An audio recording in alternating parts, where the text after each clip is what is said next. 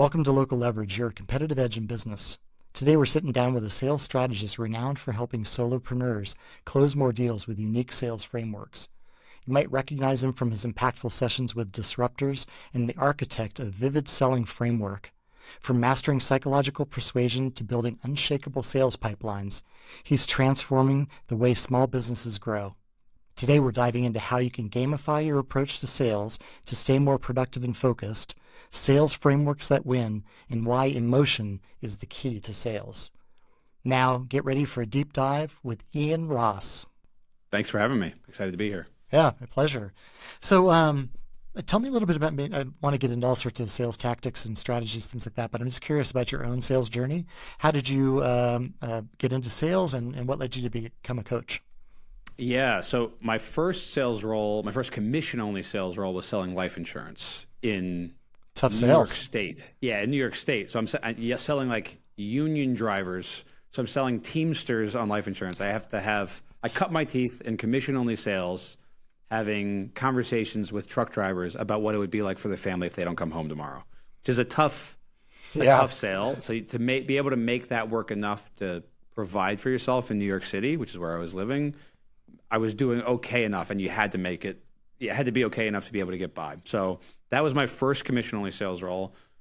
I did pretty well there, but that company, the joke I always tell is that for that company and most of life insurance, if you can breathe on a mirror and it fogs up, they will hire you. So it was heavy emphasis on recruiting, if you know what I mean, like that type of I get it. I was never destined to be at that company for very long. The goal was always to get hired there, to use that as my first sales role so I could leverage it into another position. So from there, I transitioned to solar at a very big company, at the biggest solar company in the country. It wasn't door knocking or anything like that. It was all set for me. I was going into homes and closing there. So still face-to-face, though, in person. It was entirely face-to-face. In fact, insurance wasn't, because this was a transition into the sort of Zoom world of starting to sell insurance. And so you were supposed to be within the state to be able to sign it legally at that time, which I think they're a little more lenient on now by the very nature of that. The world changing a little bit with the pandemic. But at the time, I was like, you're supposed to be nearby, even though we were virtual. And so, yeah, solar was face-to-face. I was a field sales consultant, so belly-to-belly sales. And that's when I got really good. That's when I was like, okay, I'm like top of the leaderboard at this nationally recognized company. So that's the process. Do you from think there. that was that a result of you finding the right space for yourself, or was it about the training, or is this the repetitions? Oh, it was entirely a mindset approach. I know exactly what happened. So I can get into that separately from the journey if you'd like. Yeah, I'd love it. So real quickly, from there I leveraged to getting to coach. I leveraged that to a cushy tech sales job where I was never going to be happy at that as a W-2 employee. And so I did that for great benefits, very high base, and transition. I was like, this isn't for me. I have an entrepreneurial spirit.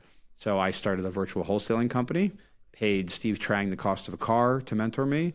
And from there, it was sort of like the rest of history, because I came out to an event and we saw that my cold caller, who I had trained personally, was getting 7 leads a day. And for the service Steve was using, was getting 7 a month per agent.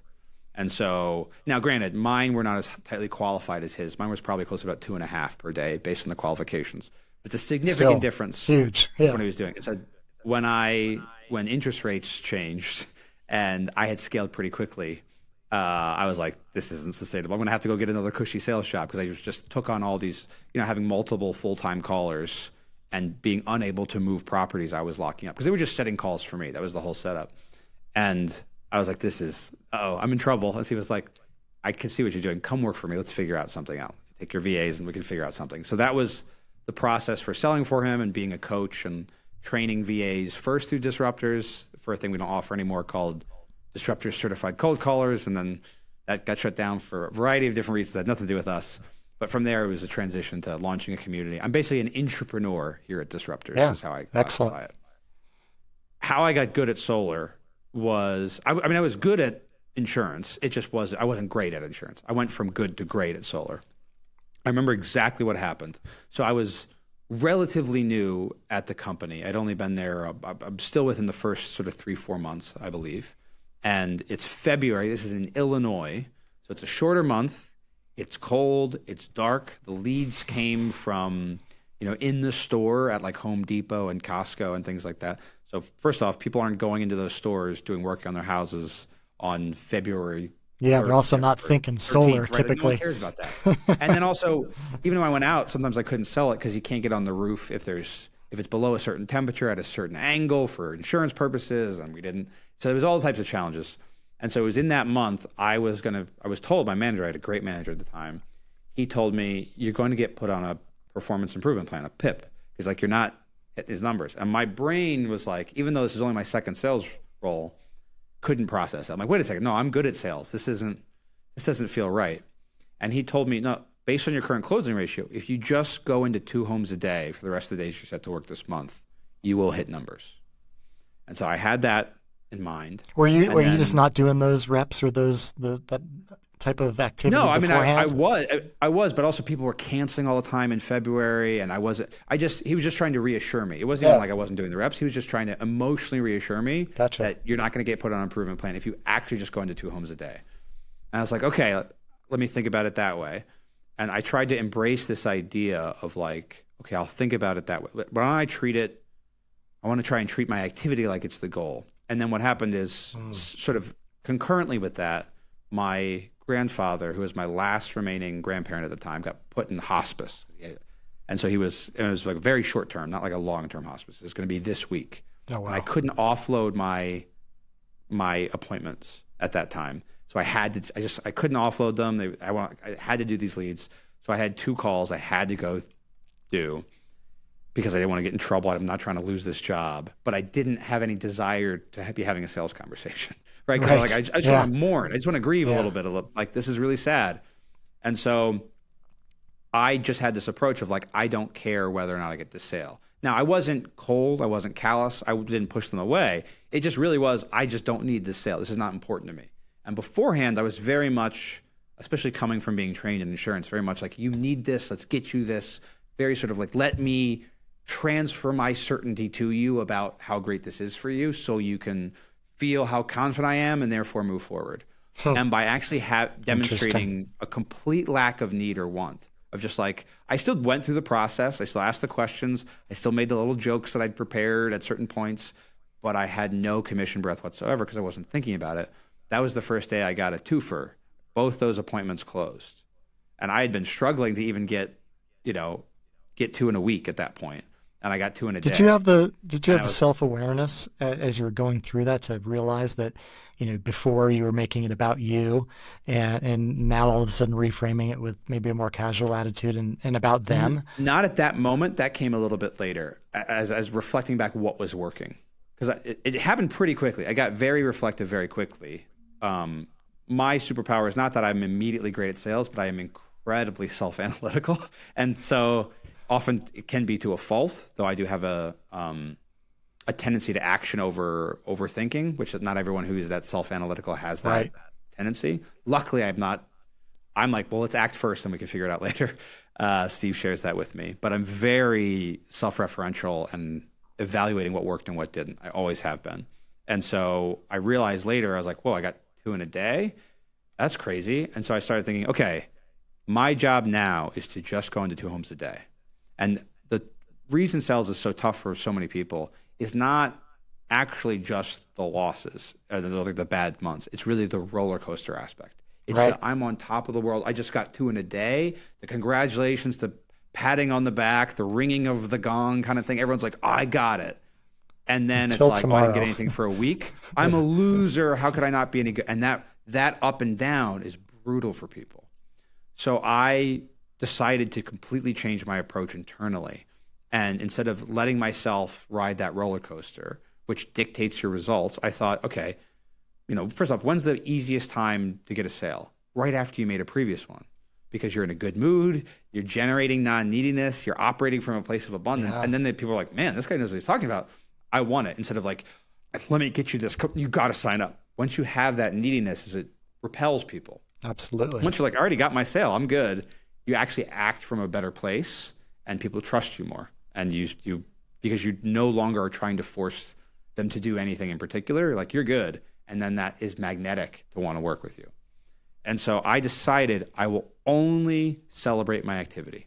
And so I would treat 2 homes per day like a sale, and 1 home per day, even if it was a sale, I couldn't celebrate because the whole goal was just to celebrate activity. If I did 3, I'd treat it like 2 sales, 4, treat it like 3. That was I just told myself to do that. Yeah.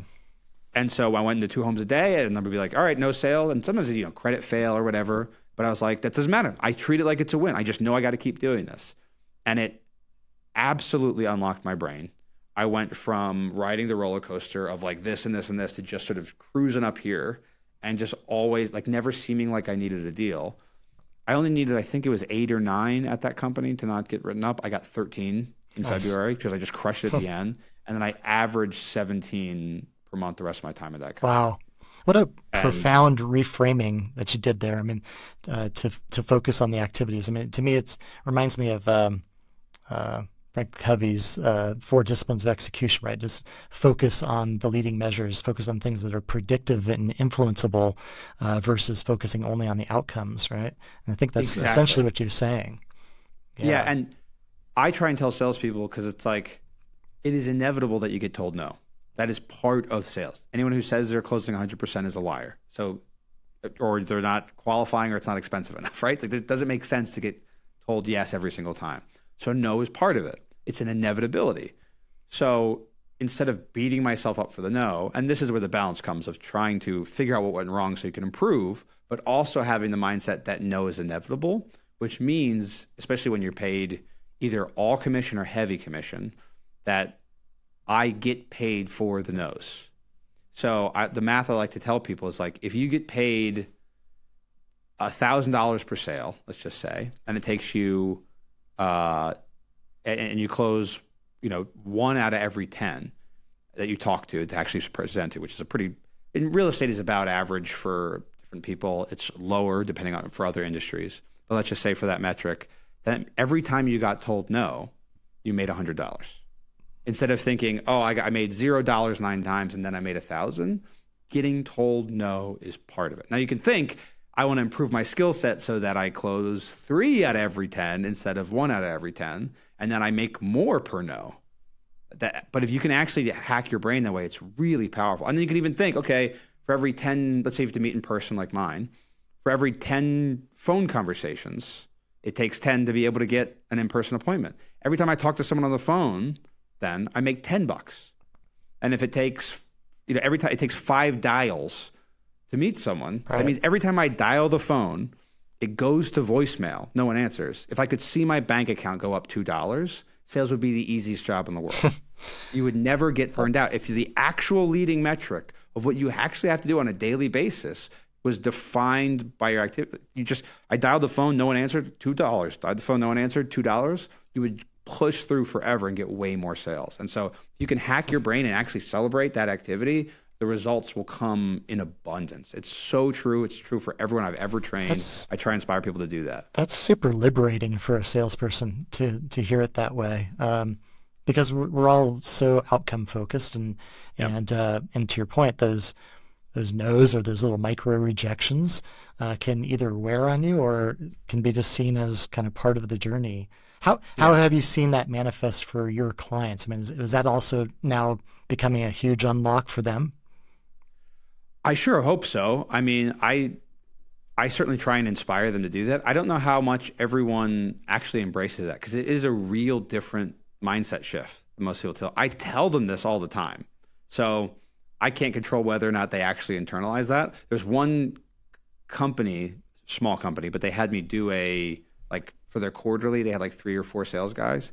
They actually tried to change their whole metrics of how they viewed activity as celebrating stuff that way, which I was incredibly honored for because most people, I really mean this as an internal metric for salespeople, but they tried to adjust their entire KPIs for their salespeople around that idea.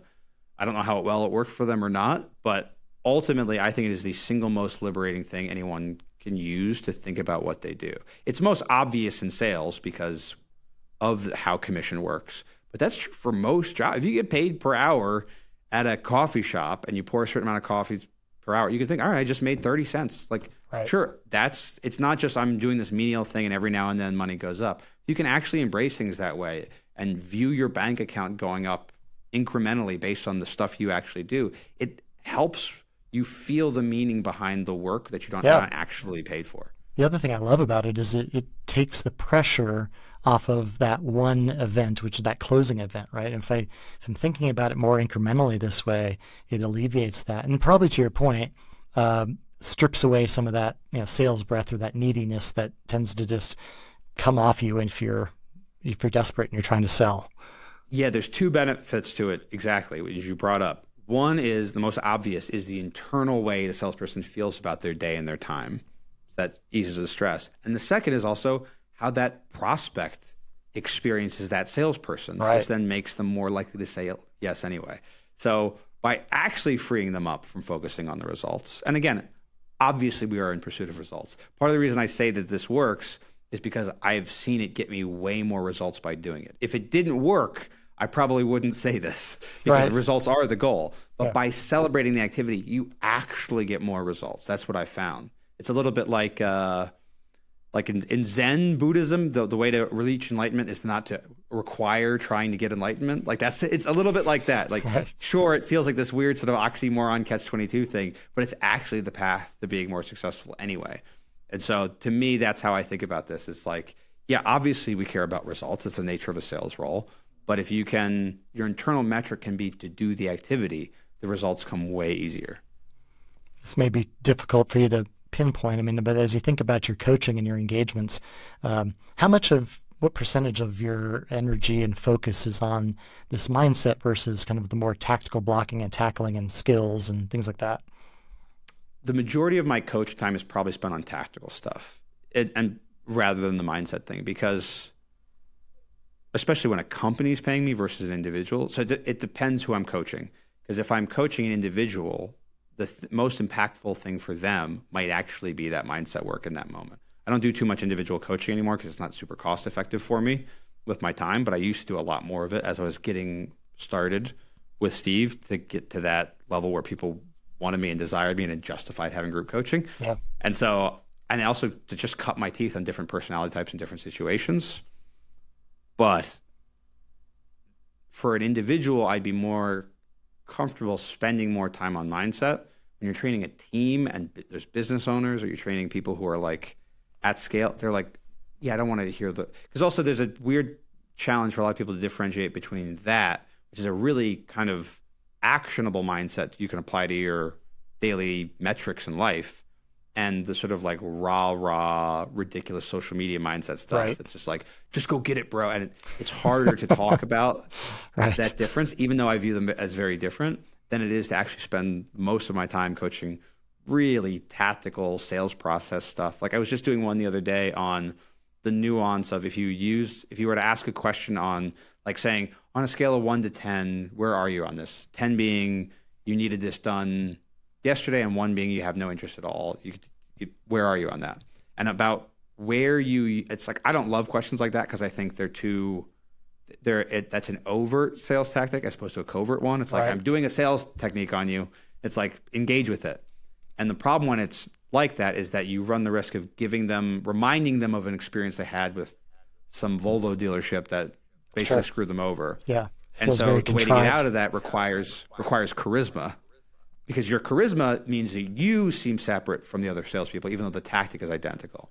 And that is not what I ever want to be in pursuit of when training, because I want to be able to train teams that have a variety of personalities, and regardless of the charisma of who was hired, I want them to be able to say what I teach with authority in a way that works. So that's why I'm trying to avoid stuff like that. Like, I know you understand the idea, but sometimes I tell people stuff they're like, what do you say? Overt, covert? I was like, it's too obvious, then I have to be more charismatic. And that can work for me because I can be very charismatic. Like, a lot of my insurance sales was very much like, I'm your friend, I'm doing rapport. Like, oh, you're so good at this. Oh, thank you so much. Like my ego is very tied to it. Right. I suppose as I got better, I started trying to think about, especially as I got into training, about what is the best practice that I could stand behind if they didn't have my charisma, if they didn't speak like me, if they didn't have my tonality, my body language, my energy, and they just were to just try and read this line or embrace this framework.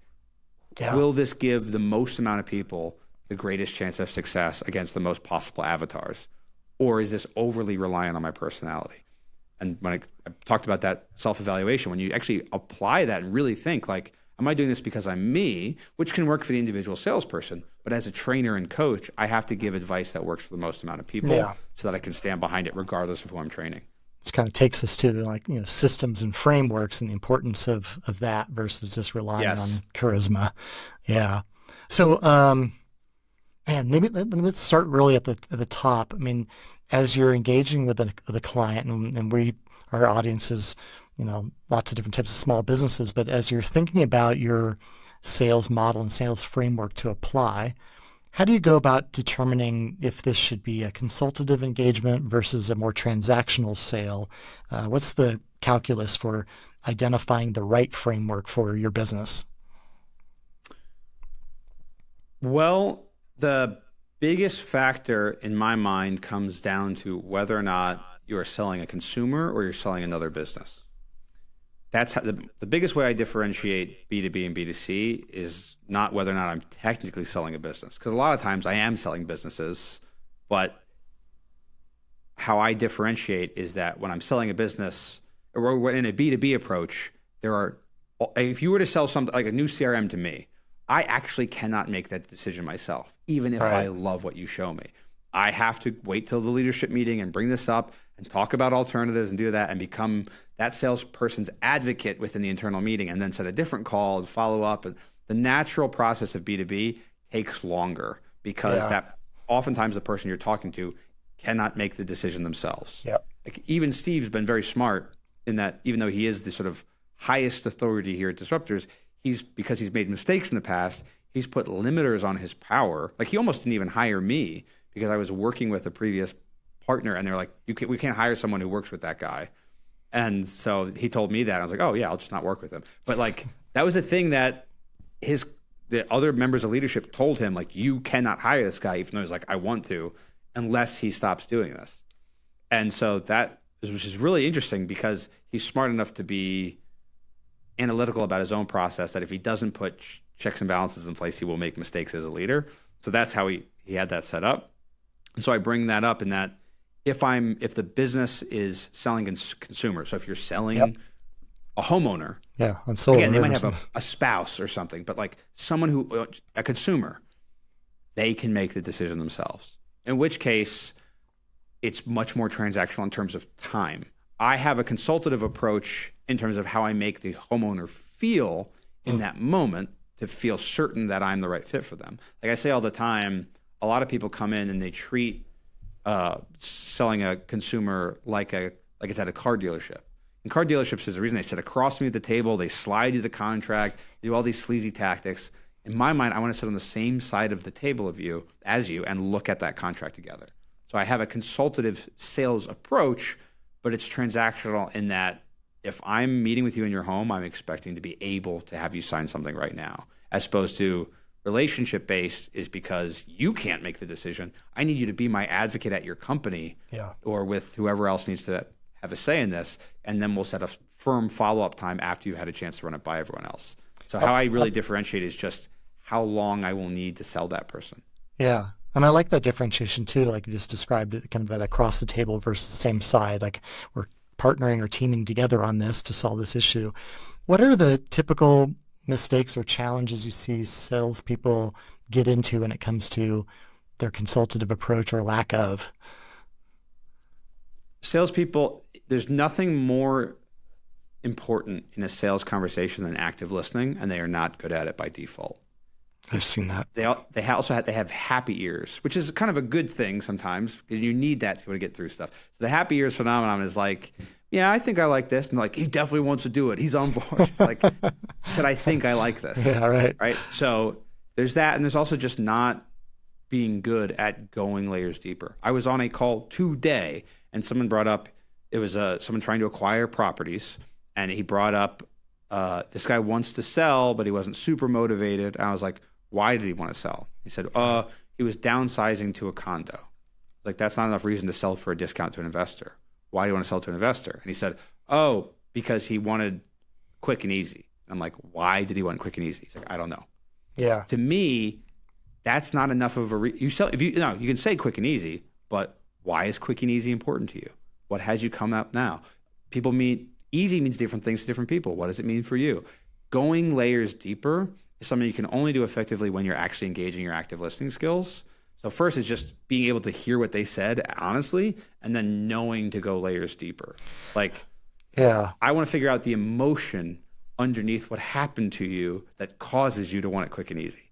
And if I can tap into that, now I've got ammunition for objections, for the close, for my price, to justify all that. And if I'm just, yeah, you just want to downsize, it's like there's nothing I can do with that, and most salespeople don't go deeper. Is that discovery or investigation, is that part of the framework? In other words, there's structure to how to ask those questions and how to derive kind of impact, or you just, I've heard like platitudes like, well, ask, 3 questions sequentially. Well, that still might not get you there. I'm just curious how you tend to coach that. Yeah. So how I like to think about it, especially in the context of what we were just talking about, which is acquiring a property at a discount, is I need to be able to write a 5-paragraph essay about your motivation before I give you my price, what I can pay. Like, I need to honestly think that I understand why you want to move forward, what happens if you don't, where do you want to go, like, why do you want to move forward with me? Why not some other investor? Why not with a realtor? Yeah. And then, like, ultimately the emotional implications underneath that. So it's always like, why do they want to sell? Why do they really want to sell? All that stuff. I need to be able to have all of that, and we train on that very idea, not just in discovery, but even when I go for the close, I have variables in my closing questions, and that is based on things they had told me, the pain points that they have that we solve. So the other mistake that I'll see salespeople make, to your point, is that I'll teach this and and I tell them to, like, dig for pain, right, which is an aspect of motivation, but they don't understand. I try and make it clear, but I listen to a call or talk to them after, you'll see they make this mistake. We only want to dig for pain we can solve. If we can't solve the pain, it does nothing. If they're talking about the dog that died 8 years ago that they just missed dearly, me buying your home does nothing to solve that pain. Unless being in this house, the dog died in your room, and you cry about that every time you walk past this spot. But that's not how most people talk about their deceased dog. Right. And so salespeople will lean on this pain, but you don't solve this pain with what you sell. So it's always the pain that I solve that I want to spend the most time on. If you do it right, you really only need 3 pain points. Because you want to go deep enough to figure out what caused it. How's that affecting you? How's it affecting other people? How long ago does that happen? We want to have that for all the pain points that we solve, and then we can stack those up and say, we solve these. What do you feel like we should do now? Yeah. And they're like, oh, I want to go forward with you. This reminds me of a sales methodology, and I'm not sure if this is, based on that, or if you're even aware of it, but it was the solution selling model by Boswell, and it kind of had like a 9-block framework, which I won't get into the details of, but it started with basically kind of this, discovery of pain points, and then followed by some conversation discovery around the impact of those, like, who's impacted by this problem? What does that mean in terms of dollars and cents or emotion or whatever that might be, as a way to really understand not only the what, but how does this manifest? And then ultimately then to have them envision, what does it look like with this solved, or how can, and specifically, how can they use what you're offering to solve their problem, right? They're the ones solving their own problem, which I thought was a really powerful framework. It is. I think the biggest difference from that framework you just described and how we do stuff is that we would not end on what if this solves your problem if I'm selling to a consumer. For me, the ideal framework of the sales conversation is gain to pain to pen. I don't alleviate the pain and the impact of it until you've signed, unless I'm selling to a business, in which case now you need to, because I can alleviate, because then you can't sign now anyway. Yeah. So that's the differentiation. So if that could work for selling a business, like, who else in your business is impacted by this? Okay, what if we solve this? Well, now you're leaving them with the dopamine hit so that they can be like, this problem could be solved. But I would never solve the pain emotionally if you theoretically could make the decision right now until you've signed, and then I solve it after the decision, because pain is a greater urgency driver than gain. Like too many salespeople follow a framework like that when they're talking to someone who can make the decision, but you're alleviating the pressure of, man, how long has this been going on for? Right. This sounds like this could be a huge pain. And then they start painting the perfect picture after that of how great things could be, how sunny the beaches are at their next destination before they've signed. And then they experience the relief of feeling like they need to solve this pain conversationally in their head through how you painted the picture. And they're like, it sounds great. I love this. Let me get back to you. Pain drives urgency. And so I'm always in pursuit of urgency, because if I build enough urgency, you just want to solve your pain now. And since I'm the one doing it, you will solve it with me. I don't have to worry about going with competitors or other offers, because I just drove enough urgency and I'm here in front of you that you're like, yeah, I want it solved right now. That's really good stuff right there. And I think it also makes me wonder about, the impact or importance of emotion in this. And so, I mean, you're getting somebody to verbalize or experience both the pain as well as kind of what it looks like on the other side. You're evoking an emotional response. I mean, how much are you coaching to your people to show up then with empathy and to evoke emotion? It's everything. And part of the reason for that is there have been studies on this. The part of the brain that makes decisions is the limbic system, which is where emotions are processed. And the neocortex, where we process language. The person listening to this is deciding if they agree with me or not. When you show comps to a homeowner to consider to buy it, when you're talking about numbers and repairs and next steps, you're dealing with the neocortex, which is actually not where decisions are made. Decisions are made in the part of the brain that processes emotions. So I want to stir the part that feels emotions and make the decision. And now I just everyone knows this idea, people buy emotionally and justify logically afterwards. People have heard that. It is actually scientifically true. When they did lobotomies on people, or even there was been studies of people who had damage to the limbic system with a head injury, they can't get dressed in the morning. They can't figure out what to eat for breakfast. You cannot make decisions when the part of the brain that processes emotion is damaged. And it has nothing to do with the neocortex. It's a completely different thing. It's a different level of evolution. And so most salespeople are they're showing numbers, trying to convince them logically, hoping that makes them feel certain enough that they take action now. But that's the problem with ending on gain. If you talked about the pain, you solve the problem a little bit, and then their neocortex this is good, but they won't feel the urgency to to make that decision right now while I'm right here. And so emotion is everything. Here's the crazy fact is I feel rushed is closer to a yes than I think I like this. In terms of what your prospect gives you. They're showing, I call it the hidden sales matrix, is the language your prospect uses shows whether they're engaged with their neocortex or their limbic system. Now, I feel rushed is closer to a no, because it's closer to the decision, and they're showing a negative emotion about not liking it, but they're actually closer to a yes. I think I like this. Yeah, I think those numbers make sense. Shows they're not ready to make a decision right now. And so it's our job as sales professionals to transition people out of the neocortex into the limbic system. So one of the number one mistakes I see is that you'll hear, I think I need to think about this. And a salesperson will say, what do you need to think about? Which is using the same language that they just used. They're telling you they're in the neocortex, and you respond with a neocortex response instead of, what would you even need to see to feel certain this was right for you? Let's engage, our language is the tool to flip their brain to start engaging Take it back with to emotionally, feeling. so they can feel the decision and make it right now. That's interesting. It's pretty powerful stuff. So emotion's everything. Yeah. It's literally how they make decisions. So I'm always geared towards using emotional language, painting vivid imagery, using third-party stories, creating FOMO, the pain of not taking action, just doing all that stuff so people feel the decision. If they feel it, they can make it now. If they don't feel it, they might make it, but they're not going to make it right now. They're going to make it later when you're not there bothering them, which is not a good way to run a sales process, because we lose time, kills all deals. So the more time you create, the less effective your sales process. Yeah. I mean, one of the things I'm just taking from this, it's just, I agree with 100%, and it's so impactful. And I hope our listeners key into this too, which is that so much of this, to your point, is about listening and about understanding how people process both their feelings and their reasoning, and to use that to your advantage in sales. I'm not in a manipulative way, but just to understand how to navigate the sales cycle most effectively for you and for the client. I think that's really cool. Exactly. I mean, to me, the difference between manipulation and influence is intent, right? It's like, am I influencing this homeowner to make the decision that they know they need to make and they just feel stuck?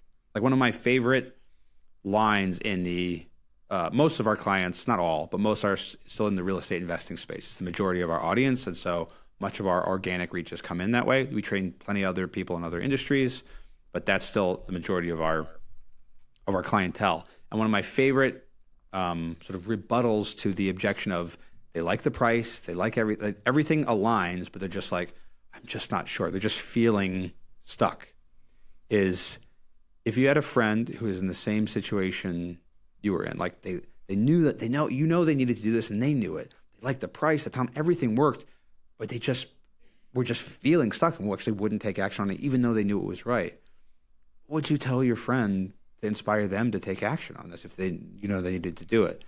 People have all the time in the world to give advice that they would not take. And it's like, oh, well, I tell them, you got to do this. Like, don't worry. If the numbers work, if everything works, like, you just got to take action on this here. Like, don't stop waiting. Like, people engage with that, especially longer in the sales conversation.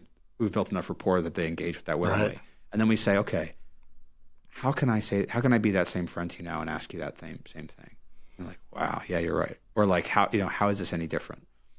And it's so key is they're using their own words. They're going to describe it in a way that actually impacts them, not their friend, right? Because people aren't going to be like, well, which friend is it? Because they needed the message differently. No, they're going to answer how they need to hear it, which would be very different from how most salespeople would try and explain it. And so by getting them to verbalize how they would help a friend in that moment, and then asking, how can I be that same friend to you now and say that same thing to you? Or because I don't see how this is different unless I'm missing something. And let them be like, wow, you're right. I need to take my own advice. Let's do this. Is so profound because I didn't overcome the objection. I just asked them how you would overcome it. And then it will always be more impactful because it's your words on how you would overcome it. And so you will believe it 10 times more. And so that's one of my favorite things. And it's all about like understanding what drives people. Yeah. Understanding the emotion.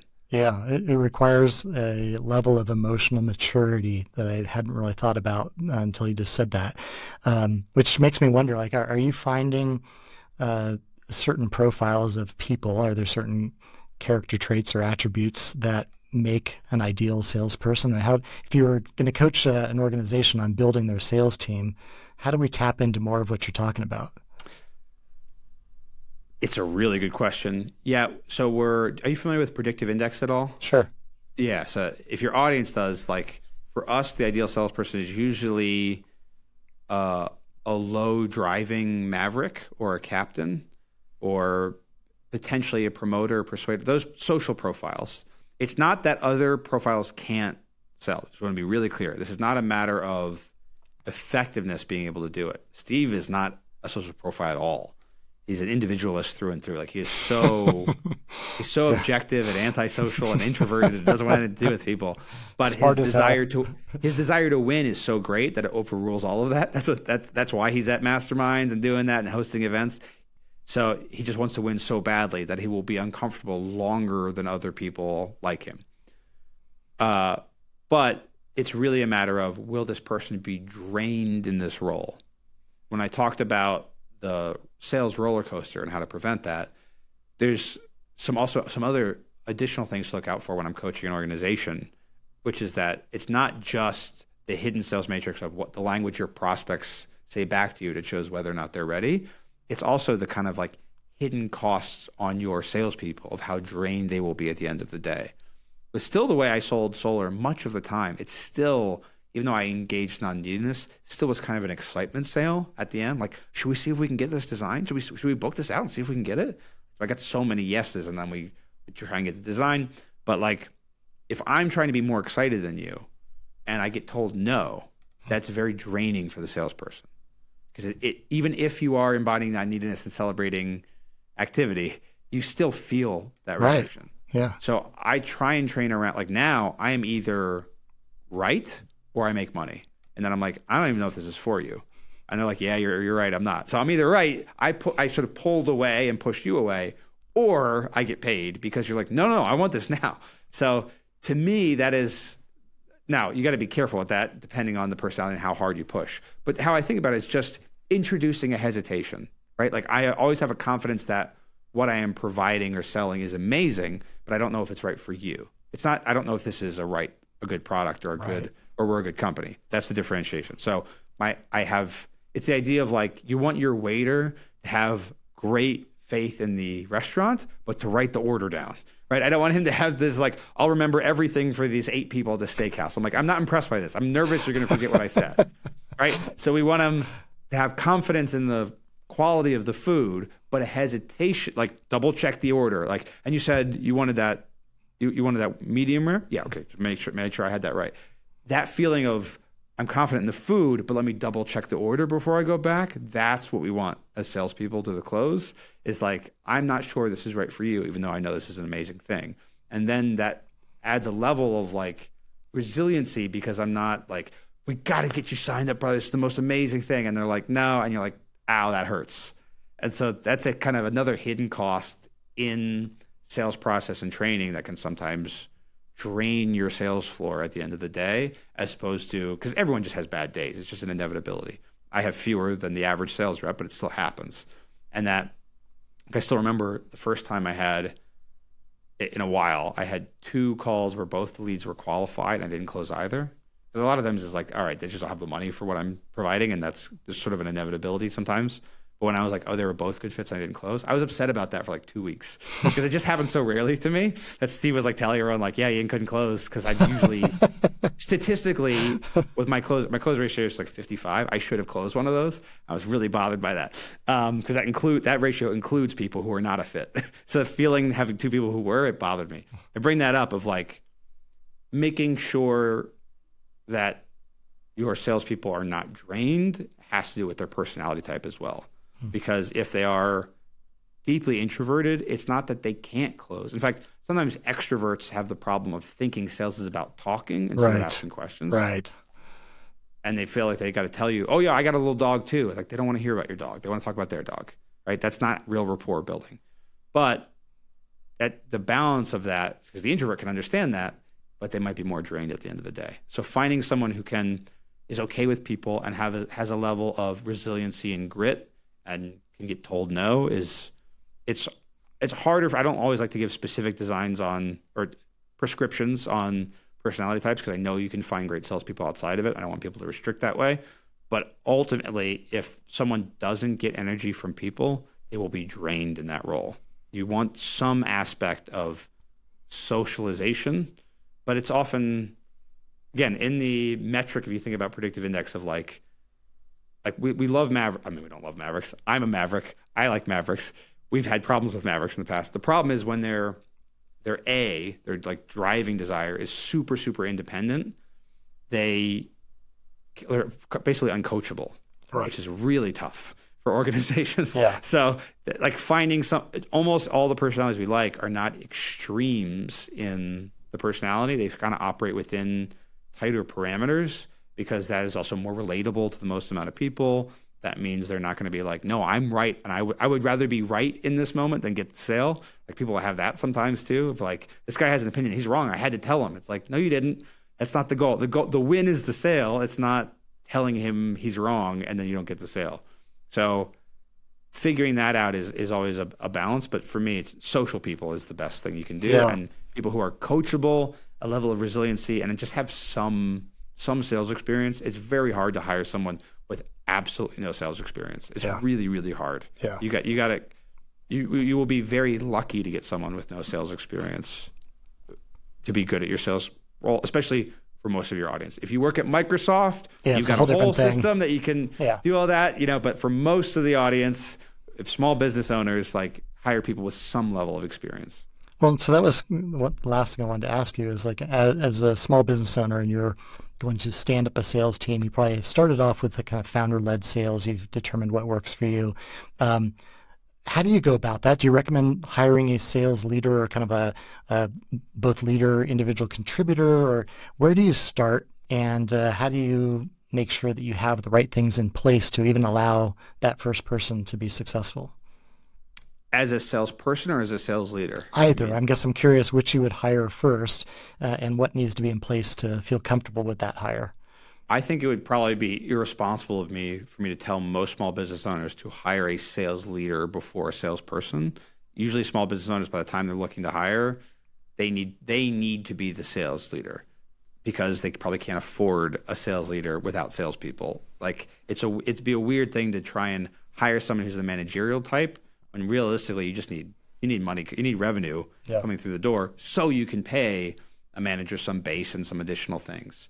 So unless you're like VC backed, for the most part, if it's your money and your business operations, you probably need to hire salespeople first. And the goal should probably be to hire a manager as soon as it makes sense affordability wise, unless you feel like you're good at it. Like the amount of business owners that are just not meant to be leading salespeople is over 99%. It's almost high. all of them. Because first off, salespeople, it's like managing them is like herding cats. And I say that as someone who's got such incredible love for salespeople and think they are they're the athletes of the business world. Like they are the high performers. They drive revenue. They matter. They move the economy. I think it's an important role and I care about them. They're really hard to manage.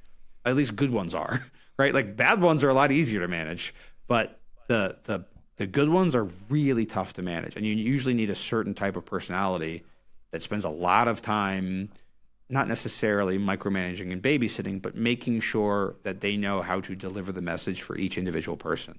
Because one high performer might need to hear a different message than another high performer. Yeah. And so you probably need to, the business owner probably needs to invest a little bit in themselves to get better at leadership skills, and then probably hire 2 to 3 salespeople. And if you're lucky, maybe you find someone you can promote internally.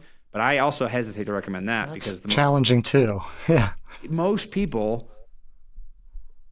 promote their top performer. And what makes you a top salesperson, first off, now you lose that top performer from selling. And also what makes them is often an aspect of, I don't want to say selfishness, but like solipsism and self-focus that is not a leadership skill. Like I get asked all the time, just being good at sales, doesn't it make you better at leadership? I'm like, it can, because sales is communication, but it doesn't by default, right? So it can, but it does not on its own. It's a different type of communication. Convincing you, so to speak, inspiring you to want to take action with me for whatever it is I'm selling is not the same type of communication as inspiring, an employee under you to make more calls. There are different levels of communication. How we train sales is more around the deeper type of communication that you can use different ways, but all in all, it is rarely exactly the same thing. And so probably hiring salespeople first and investing in yourself to become a better leader, to be able to manage them until you can outsource that particular role to just manage the manager. I agree wholeheartedly with that. My experience has been oftentimes the best salesperson is not the best sales manager. And almost never. Yeah. I'm not a great manager. Like I consider myself a decent leader. There's more work to be done in leadership, but for what it takes to manage salespeople, I don't have the patience for that. Right. So it's like, and I'm aware of that now because I've been the manager of our sales teams like twice throughout the time I've been here. And both times I was like, this is not meant to be a short-term solution until we can get someone in. So I can step in and performatively care about the minor details of micromanaging their personal lives and what they're doing. But overall, I know my skill set is not best served managing versus maybe leading from the front in different ways. Like there's different levels of leadership. So managing is a very particular skill. Most salespeople famously have terrible managers. And the reason is because they were promoted salespeople. Like that's the reason, not because managers are bad, because how salespeople end up being, how there are often managers in sales departments is they promoted salespeople and they're different skills. And so they were poorly managed and then they got promoted and they've never had a good manager. So they modeled their bad manager. It's a cycle of abuse that continues for forever. Ultimately, it's a lot easier to hire for them as totally separate roles. And so get the sales teams to bring in revenue first so that you can afford a manager in some way, shape, or form. Great advice. Totally agree. How can people find more about you and get connected if they're looking for sales training?